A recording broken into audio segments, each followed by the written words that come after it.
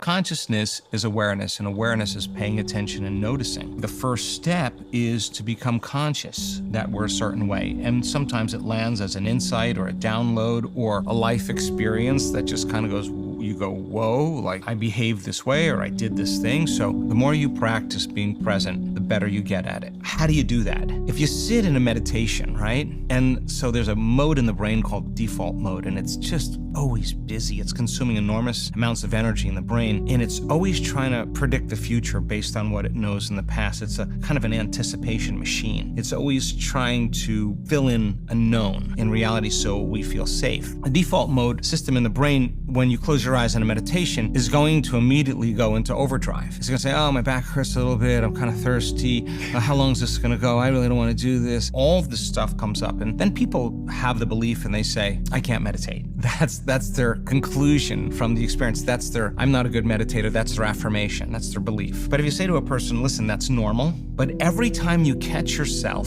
going unconscious, and become conscious, that's a victory. And as tedious as it may be in the beginning, the more you catch yourself going unconscious and becoming conscious, the more conscious you become in your life. And all of a sudden, you begin to pay attention to things that you weren't paying attention to before. So in the work that we do, we say that being in the present moment, truly in the present moment, is being comfortable in the unknown. And we discovered that when a person keeps doing it over and over again, the body gets agitated, it gets frustrated, it gets impatient. Instead of the person saying, I quit, give them something to do, and they can lower the volume to the emotion and settle the animal down, like training an animal. When people do this really well, in just a few days, they'll get really good at it. The side effect of that is they get very relaxed in their heart. It's relaxed in the heart and it's awake in the brain. And the more relaxed you get in your heart, we've discovered, really relaxing into your heart, the more the heart informs the brain to get creative.